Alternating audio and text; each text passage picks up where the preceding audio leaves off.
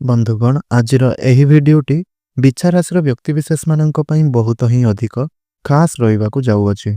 काहेकि ना आजिर एही भिडियो रे आलोचना करा जिवो एही नववर्ष माने जनवरी मास 2026 किपरि कटिबो एवं आपण जानिबे कि आपणकर स्वास्थ्य, शिक्षा, प्रेम जीवन, वैवाहिक जीवन, भाग्य, क्यारियर, व्यापार वाणिज्यर स्थिति किपरि रहिबो। ଏହା ସହିତ ଏହି ଜାନୁଆରୀ ମାସରେ ଆପଣଙ୍କର ଗ୍ରହମାନଙ୍କର ସ୍ଥିତି କିପରି ରହିଅଛି ତାହା ବିଷୟରେ ମଧ୍ୟ ଆଲୋଚନା କରାଯିବ। ତେବେ ବନ୍ଧୁଗଣ ଯେଉଁ ଗ୍ରହ ଆପଣଙ୍କୁ ଖରାପ ଫଳ ପ୍ରଦାନ କରୁଛନ୍ତି ଶେଷରେ ମଧ୍ୟ ତାଙ୍କ ପାଇଁ କିଛି ବିଶେଷ ପ୍ରତିକାର ରହିବ। ତେଣୁ ଆପଣ ଭିଡ଼ିଓଟିକୁ ଶେଷ ପର୍ଯ୍ୟନ୍ତ ନିହାତି ରୂପରେ ଦେଖନ୍ତୁ ଏବଂ ଭିଡ଼ିଓରେ ଆଗକୁ ବଢ଼ିବା ପୂର୍ବରୁ ଯଦି ଏପର୍ଯ୍ୟନ୍ତ ମୋର ଏହି ଚ୍ୟାନେଲଟିକୁ ସବସ୍କ୍ରାଇବ୍ କରିନାହାନ୍ତି ତେବେ ଗୋଟିଏ ସବସ୍କ୍ରାଇବ୍ କରି ଭିଡ଼ିଓଟିକୁ ଗୋଟିଏ ଲାଇକ୍ ନିଶ୍ଚୟ ରୂପରେ କରିଦିଅନ୍ତୁ ଏବଂ ଭକ୍ତି ଆଉ ଶ୍ରଦ୍ଧା ମନରେ ତଳେ ଆସୁଥିବା କମେଣ୍ଟ ବକ୍ସରେ ଜୟ ଜଗନ୍ନାଥ ନିଶ୍ଚୟ ରୂପରେ ଲେଖନ୍ତୁ।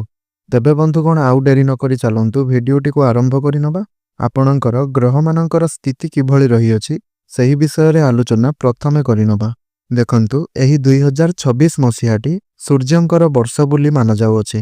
ଆମର ରାଶିଚକ୍ରରେ 12 ଗୋଟି ରାଶି ରହିଅଛି। ଆଉ ଏହି 12 ଗୋଟି ରାଶିମାନଙ୍କ ମଧ୍ୟରୁ ଅଷ୍ଟମ ଭାଗ୍ୟଶାଳୀ ରାଶିଟି ହେଉଛି ବିଛା ରାଶି। ବିଛା ରାଶିର ଦ୍ୱିତୀୟ ଗୃହରେ ମଙ୍ଗଳ, ସୂର୍ଯ୍ୟ, ଶୁକ୍ର ଏବଂ ବୁଧ ଅବସ୍ଥାନ କରିଛନ୍ତି। ଆପଣଙ୍କ ରାଶିର ସ୍ୱାମୀ ମଧ୍ୟ ମଙ୍ଗଳ ଦ୍ୱିତୀୟ ଘରେ ଅଛନ୍ତି। ରାହୁ ଆପଣଙ୍କର ଚତୁର୍ଥ ଘରେ ଅବସ୍ଥାନ କରିଛନ୍ତି। ଶନି ପଞ୍ଚମ ଘରେ ଅଛନ୍ତି। ଗୁରୁ ବୃହସ୍ପତି ଅଷ୍ଟମ ଘରେ ଅଛନ୍ତି ଏବଂ କେତୁ ସେ ଆପଣଙ୍କର ଦଶମ ଘରେ ଅବସ୍ଥାନ କରିଛନ୍ତି। ତେବେ ବନ୍ଧୁଗଣ ଆସନ୍ତୁ ସ୍ୱାସ୍ଥ୍ୟ ବିଷୟରେ ଆଲୋଚନା କରିବା। ଦେଖନ୍ତୁ ପ୍ରଥମ ଘରକୁ ସ୍ୱାସ୍ଥ୍ୟର ଘର, ଇମ୍ୟୁନିଟି ସିଷ୍ଟମର ଘର ଏବଂ ସେଲ୍ଫର ଘର ବୋଲି କୁହାଯାଏ। ତ ପ୍ରଥମ ଘରର ସ୍ୱାମୀ ବା ଆପଣଙ୍କ ରାଶିର ସ୍ୱାମୀ ହେଲେ ମଙ୍ଗଳ। ମଙ୍ଗଳ ଆପଣଙ୍କର ଦ୍ୱିତୀୟ ସ୍ଥାନରେ ଅବସ୍ଥାନ କରିଛନ୍ତି। ତୃତୀୟ ସ୍ଥାନକୁ ଚାଲିଯିବେ 16 ଜାନୁଆରୀକୁ। ତ ମଙ୍ଗଳ ସେ ବହୁତ ଭଲ ସ୍ଥାନରେ ଅଛନ୍ତି।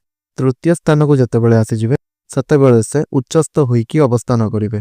ତ ଆପଣଙ୍କର ସେତେବେଳେ ପରାକ୍ରମ, ଏନର୍ଜି ଲେଭେଲ ଏବଂ ଷ୍ଟାମିନା ମଧ୍ୟ ବହୁତ ଭଲ ରହିବ। ହେଲେ କେବେ କେବେ ଆପଣଙ୍କର ପେଟଜନିତ ସମସ୍ୟା, ଫ୍ୟାଟ୍ ସମସ୍ୟା ଏହିସବୁ କିଛି ଦେଖା ଦେଇପାରେ। କାହିଁକି ନା ଶନି ଆପଣଙ୍କର ପଞ୍ଚମ ଗୃହରେ ଅଛନ୍ତି। ଆଉ ପଞ୍ଚମ ଘରଟି ହେଉଛି ପେଟର ଗୃହ ବୋଲି ମାନାଯାଇଥାଏ। ତେଣୁ ଡାଇଜେସନ୍ ଆପଣଙ୍କର ଟିକେ କମ୍ ଦେଖା ଦେଇପାରେ। ବାହାର ଖାଦ୍ୟ ଗୁଡ଼ିକୁ ଆପଣ ଟିକେ ଆଭଏଡ଼ କରନ୍ତୁ। ଅଏଲି ଫୁଡ଼କୁ, ଜଙ୍କ ଫୁଡ଼କୁ ଏହିସବୁକୁ ଆଭଏଡ଼ କଲେ ଆପଣଙ୍କ ପାଇଁ ଭଲ ରହିବ। ନହେଲେ ପେଟଜନିତ ସମସ୍ୟା ମଧ୍ୟ ଆପଣଙ୍କର ବଢ଼ି ଯାଇପାରେ। ତେବେ ବନ୍ଧୁଗଣ ଶିକ୍ଷା ବିଷୟରେ ଯଦି ଆଲୋଚନା କରିବା, ଯଦି ବିଦ୍ୟାର୍ଥୀମାନଙ୍କ ପାଇଁ କିପରି ରହିବ, ଦେଖନ୍ତୁ ବିଦ୍ୟାର୍ଥୀମାନଙ୍କର ଘର ପଞ୍ଚମ ଘରୁ ହିଁ ଜଣାପଡ଼େ। ପଞ୍ଚମ ଗୃହରେ ଦୀର୍ଘ 30 ବର୍ଷ ପରେ ଶନି ଅବସ୍ଥାନ କରିଛନ୍ତି। ତ ଷ୍ଟ୍ରଗଲ୍ ତ ଆପଣଙ୍କୁ କରାଇବେ, ଇଜି ମଧ୍ୟ କରାଇବେ ପାଠପଢ଼ାରେ। ତ ଆପଣ ବହୁତ କିଛି ପ୍ଲାନିଂ ଆପଣଙ୍କର ପାଠପଢ଼ାକୁ ନେଇକରି କରିବେ। ନୂଆ ନୂଆ ସପୋର୍ଟ ଆପଣଙ୍କୁ ମିଳିବ। ନୂଆ ନୂଆ ତରିକାରେ ଆପଣ ପାଠପଢ଼ା ଆରମ୍ଭ କରିବେ। ଖାଲି ଆପଣ ଜଲ୍ଦିବାଜିରେ ଡିସିସନ୍ ନିଅନ୍ତୁ ନାହିଁ, ନହେଲେ ଆପଣ ହଇରାଣରେ ପଡ଼ିପାରନ୍ତି। କାହିଁକି ନା ଶନି କିଛି ନା କିଛି ଖରାପ କରିଦେଇପାରନ୍ତି, କିନ୍ତୁ ସେ ଆପଣଙ୍କୁ ନିଶ୍ଚିନ୍ତ ରୂପରେ କର୍ମଫଳ ପ୍ରଦାନ କରିବେ। ଶନି ଯେଉଁ ସ୍ଥାନରେ ଅବସ୍ଥାନ କରିଥାନ୍ତି ସେହି ସ୍ଥାନକୁ ସେ ମଜବୁତ ବନାଇଥାନ୍ତି। ସେହି ସ୍ଥାନ ସହିତ ଜଡ଼ିତ କାମଗୁଡ଼ିକ ମଧ୍ୟ କରାନ୍ତି। ତେଣୁ ଯେହେତୁ ଆପଣଙ୍କର ପଞ୍ଚମ ଘରେ ଶନି ଅଛନ୍ତି, ନିଶ୍ଚିନ୍ତ ଆପଣଙ୍କର ବିଦ୍ୟାର୍ଥୀମାନଙ୍କ ପାଇଁ ବହୁତ ଭଲ ଦେଖାଦେବ। ନିଜର ପାଠପଢ଼ାରେ ମନ ଲଗାଇବେ, ଇଆଡ଼େ ସିଆଡ଼େ ମନ ଲଗାଇବେ ନାହିଁ। ପାଠପଢ଼ାରେ ଭଲ ସଫଳତା ପ୍ରାପ୍ତ ହେବ। ଆଉ ଯଦି ବି କିଛି ଆପଣଙ୍କର ଏକ୍ଜାମ୍ ରହିଅଛି ତେବେ ବହୁତ ଭଲ ଫଳ ପ୍ରଦାନ ହେବ। ତେବେ ବନ୍ଧୁଗଣ ଯଦି ଆପଣଙ୍କର ପ୍ରେମ ଜୀବନ ବିଷୟରେ ଆଲୋଚନା କରିବା, ତେବେ ପ୍ରେମ ଜୀବନର ଘର ହେଉଛି ସେହି ପଞ୍ଚମ ଘର। ପଞ୍ଚମ ଘରେ ଯେହେତୁ ଶନି ଅବସ୍ଥାନ କରିଛନ୍ତି, ତେଣୁ ଆପଣଙ୍କର ସାମ୍ନା ଲୋକମାନେ ଆପଣ ଯାହାକୁ ଭଲ ପାଉଛନ୍ତି ତାଙ୍କ ଭିତରେ ରାଗ ରହିବ। ତ ଆପଣ ଟିକେ ସହିଯାଆନ୍ତୁ ରାଗକୁ। ଦ୍ୱିତୀୟରେ ଯେହେତୁ ସୂର୍ଯ୍ୟ ଏବଂ ମଙ୍ଗଳ ଅବସ୍ଥାନ କରିଛନ୍ତି, ତେଣୁ ଆପଣଙ୍କର ବି ବାଣୀ ଉପରେ କଣ୍ଟ୍ରୋଲ ରହିବ ନାହିଁ। ଆପଣ ନିଜକୁ ଟିକେ ଆଡଜଷ୍ଟମେଣ୍ଟ କରନ୍ତୁ। ଆପଣଙ୍କର ପ୍ରେମ ଜୀବନକୁ ଧ୍ୟାନ ଦିଅନ୍ତୁ। କାହିଁକି ନା ଆପଣଙ୍କର ଜୀବନସାଥୀ କିଛି ଏମିତି କଥା କହିବେ ଯାହାଦ୍ୱାରା କି ଆପଣଙ୍କୁ ମଧ୍ୟ ହଟ୍ ଲାଗିବ ଆଉ ଆପଣ ଇଆଡ଼ୁ ସିଆଡ଼ୁ କଥା ଗୁଡ଼ିକ କହିବେ। ଆଉ ଆପଣଙ୍କର ରିଲେସନ୍ ଭାଙ୍ଗିଯିବା ଉପରେ ମଧ୍ୟ ରହିବ। ତେଣୁ ଆପଣ ଟିକେ ଚେଷ୍ଟା କରନ୍ତୁ କି ଇଆଡ଼ୁ ସିଆଡ଼ୁ କଥା ଗୁଡ଼ିକ ନ କହିବା ପାଇଁ। ତାଙ୍କୁ ଭଲ ଭଲ କଥା କୁହନ୍ତୁ ଆଉ ତାଙ୍କ କଥାକୁ ଆପଣ ବୁଝିକି ତାଙ୍କୁ ବୁଝାନ୍ତୁ। ଆଉ ଯଦି ଏହି ସମୟରେ ଆପଣ ଟିକେ ରହିଯିବେ ତାହେଲେ ଆପଣଙ୍କର ଲଭ୍ ରିଲେସନ୍ରେ ବହୁତ ଭଲ ଦେଖିବା ପାଇଁ ଆପଣଙ୍କୁ ମିଳିବ।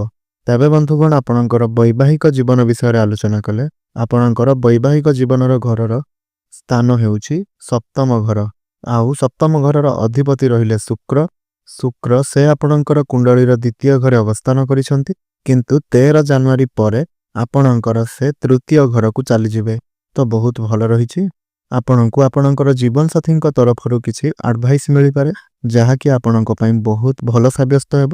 ଯଦି କନସିଭ୍ କରିପାରୁନଥିଲେ ତେବେ ଆପଣ ଫ୍ୟାମିଲି ପ୍ଲାନିଂ ମଧ୍ୟ କରିପାରନ୍ତି। ଫ୍ୟୁଚର ପାଇଁ ମଧ୍ୟ ଆପଣ କିଛି ଭାବିପାରନ୍ତି ଏବଂ ଅନଲାଇନ୍ ବିଜନେସ୍ ମଧ୍ୟ ଆରମ୍ଭ କରିପାରନ୍ତି। ଅନଲାଇନ୍ରେ ସେଲ୍ ପରଚେସ୍ ମଧ୍ୟ କରିପାରନ୍ତି। ପରିବେଶ ଆପଣଙ୍କର ଭଲ ରହିବ ଏହି ମାସକୁ ନେଇକି। ଖାଲି ଆପଣଙ୍କର 13 ଜାନୁଆରୀ ପରେ ଟିକିଏ ଯୁକ୍ତିତର୍କ ସାମାନ୍ୟ ରୂପରେ ଦେଖାଦେଇପାରେ। ତେଣୁ ଆପଣଙ୍କୁ ଆପଣଙ୍କର ବୈବାହିକ ଜୀବନ ଉପରେ ଟିକିଏ ଧ୍ୟାନ ଦେବା ପାଇଁ ପଡ଼ିବ। ଯେମିତି ଯୁକ୍ତିତର୍କ ଆପଣ ନ କରନ୍ତୁ। ବାସ୍ ଆପଣ ଆପଣଙ୍କର ଜୀବନସାଥୀଙ୍କର ଲାଇଫ୍ରେ, ପ୍ରଫେସନାଲ ଲାଇଫ୍ରେ, ପର୍ସନାଲ ଲାଇଫ୍ରେ ଗ୍ରୋଥ୍ ଦେଖାଦେଉଛି। ପଇସା ଇନକମ୍ ହେବ। 2 ଜଣ ମିଶି କେଉଁଆଡ଼େ ଗୋଟିଏ ଟ୍ରାଭେଲ୍ କରିପାରନ୍ତି ଏବଂ ଧନ ମଧ୍ୟ ଆସିବ। କିଛି ନା କିଛି ପ୍ଲାନିଂ ମଧ୍ୟ ଆପଣ କରିପାରନ୍ତି। ତ ବହୁତ ଭଲ ଆପଣଙ୍କର ବୈବାହିକ ଜୀବନ ଦେଖାଦେଉଛି।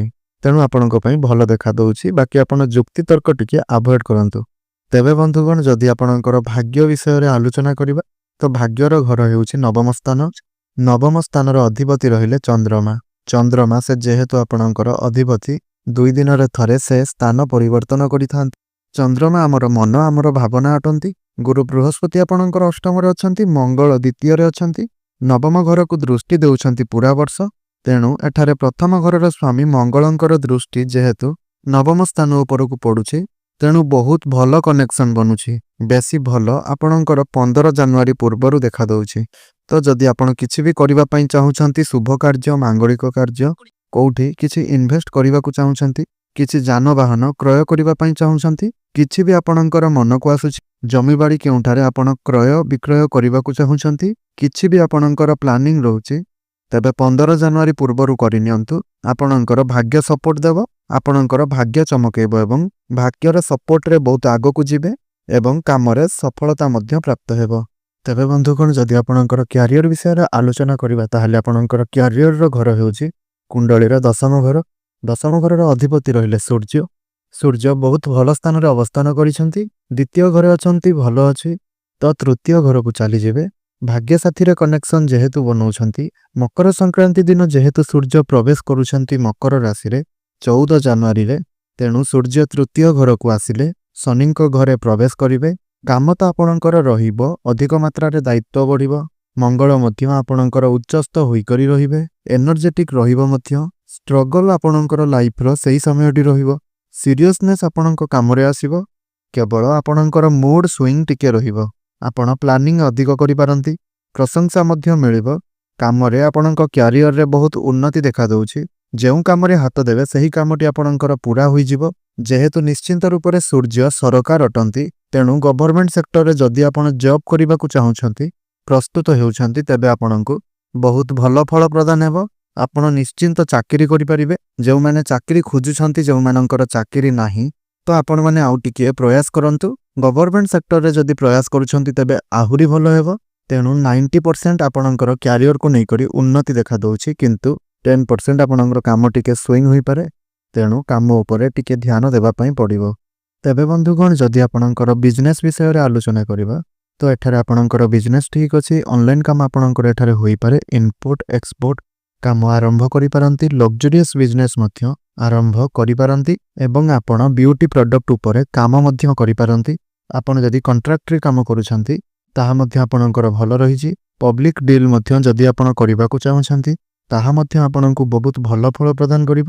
ତ ଆପଣଙ୍କର ନିଶ୍ଚିନ୍ତ ରୂପରେ ଧନ ଆସିବ। ଶୁକ୍ର ମଧ୍ୟ ଦ୍ୱିତୀୟ ଘରେ, ବୁଧ ମଧ୍ୟ ଦ୍ୱିତୀୟ ଘରେ ଅଛନ୍ତି, ବିଜନେସ୍ର କାରକ ଏବଂ 7ମ ଘରର ଅଧିପତି। ତେଣୁ 2 ଜଣ ଆପଣଙ୍କୁ ବହୁତ ଭଲ ଫଳ ପ୍ରଦାନ କରୁଛନ୍ତି। ଧନ ତ ଆସିବ ଏବଂ ନୂଆ ନୂଆ ପ୍ଲାନିଂ କରିପାରନ୍ତି। ନୂଆ ନୂଆ ଗ୍ରାହକମାନେ ଆପଣଙ୍କ ବିଜନେସ୍ରେ ଯୋଡ଼ି ହୋଇପାରନ୍ତି ଏବଂ ଯଦି ଆପଣ ପାର୍ଟନରସିପ୍ ବିଜନେସ୍ ଚେଷ୍ଟା କରୁଛନ୍ତି କରିବା ପାଇଁ, ତ ନିଶ୍ଚିନ୍ତ ରୂପରେ କରନ୍ତୁ। କିନ୍ତୁ ଟିକେ ଗୁପ୍ତ କଥାଗୁଡ଼ିକ କାହାକୁ କୁହନ୍ତୁ ନାହିଁ। ତ ଏତିକି ଟିକେ ଆପଣଙ୍କର ଖରାପ ଦେଖାଦେଉଛି। ବାକି ଆପଣଙ୍କର ବହୁତ ଭଲ ଅଛି। ବିଜନେସ୍କୁ ନେଇକି ଆପଣଙ୍କର ଉନ୍ନତି ହିଁ ଉନ୍ନତି ଦେଖାଦେବ। ତ ବନ୍ଧୁଗଣ, ଏହା ଥିଲା ଗ୍ରହମାନଙ୍କର ସ୍ଥିତି ଆପଣଙ୍କୁ କ'ଣ ସବୁ ଫଳ ପ୍ରଦାନ ହେଲା ତାହା ସମ୍ପର୍କରେ। ତ ଶେଷରେ ଆସନ୍ତୁ ଜାଣିନେବା କିଛି ପ୍ରତିକାର ଗୁଡ଼ିକ ବିଷୟରେ। ତ ପ୍ରତିକାର ସ୍ୱରୂପ, ଯେହେତୁ ଆପଣଙ୍କ ରାଶିର ସ୍ୱାମୀ ହେଲେ ମଙ୍ଗଳ, ତ ଆପଣ ମଙ୍ଗଳଙ୍କର ବୀଜ ମନ୍ତ୍ର ପାଠ କରନ୍ତୁ। ଆଉ ଯଦି ପାରିବେ ଆପଣ ହନୁମାନ ଚାଳିଶା ପ୍ରତ୍ୟେକ ଦିନ ପାଠ କରନ୍ତୁ। ମନ ଆପଣଙ୍କର ଶାନ୍ତ ରହିବ ଏବଂ ସବୁ କାର୍ଯ୍ୟ ଆପଣଙ୍କର ସୁରୁଖୁରୁରେ ହେବ। ଓମ୍ ନମ ଶିବାୟ ମନ୍ତ୍ରର ଜପ କରନ୍ତୁ ଏବଂ ସୂର୍ଯ୍ୟନାରାୟଣଙ୍କୁ ଜଳ ଅର୍ପଣ କରନ୍ତୁ। ଦେଖିବେ ଆପଣଙ୍କୁ ବହୁତ ଭଲ ଫଳ ପ୍ରଦାନ ହେବ। ଧନ୍ୟବାଦ।